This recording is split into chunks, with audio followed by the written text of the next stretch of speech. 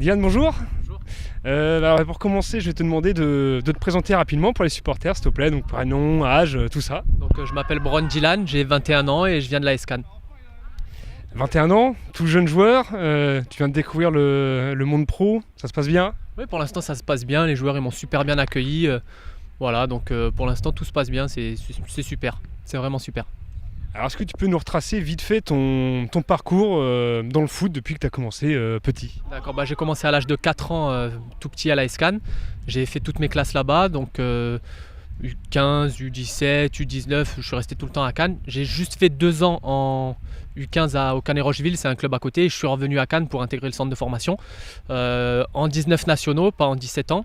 En 19 nationaux avec Manu Rival, et je suis passé directement avec la CFA avec Jean-Marc Pilorget, là où la SCAN a fait l'épopée en Coupe de France jusqu'en quart de finale, et après on est tombé en DHR pour le fair play financier, la DNCG, tout ça. De DHR on est remonté en DH, et de DH je suis arrivé au Chamois-Niortais cette année. Donc ouais, effectivement, tu jouais à l'AS Cannes l'année dernière. DH, ça fait un gros écart avec la Ligue 2? Oui, c'est un gros écart dans l'impact physique, dans la vitesse d'exécution, tout ça, c'est vraiment plus rapide. Puis les entraînements tous les jours aussi. Moi, j'avais que 3 entraînements par semaine. Là, c'est entraînement tous les jours. Donc voilà, c'est un gros changement, mais un beau changement. Comment ça se passe la vie à Niort, là, ça change un petit peu, j'imagine, mais ça se passe bien? Ouais, ça change de Cannes. Après, voilà, moi, j'aime tout ce qui est tranquille et tout. Donc vraiment, ici, on est tranquille pour le coup. C'est calme et tout. Moi, j'aime ça. Donc ça me va tout à fait. Alors évidemment, difficile de ne pas parler de vendredi dernier et de ce match à domicile contre Orléans.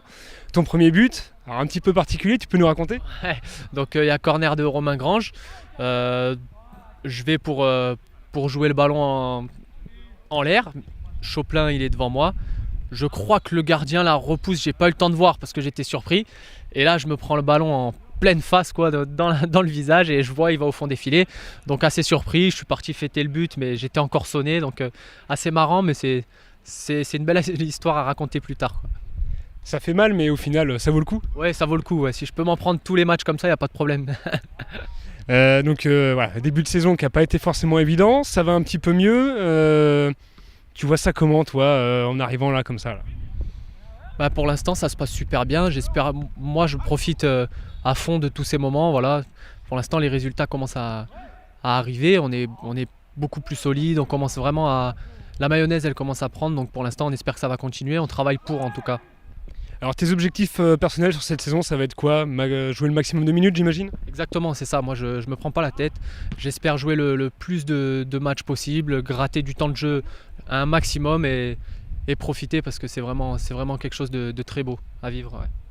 Tu as toujours voulu être footballeur depuis que tu es tout petit, c'est quelque chose qui est là? Ouais, depuis tout petit, ouais. C'est sûr que c'était un rêve, hein, comme beaucoup de monde, et voilà, maintenant j'ai la chance d'évoluer en Ligue 2, c'est énorme, donc je profite au maximum de ces moments.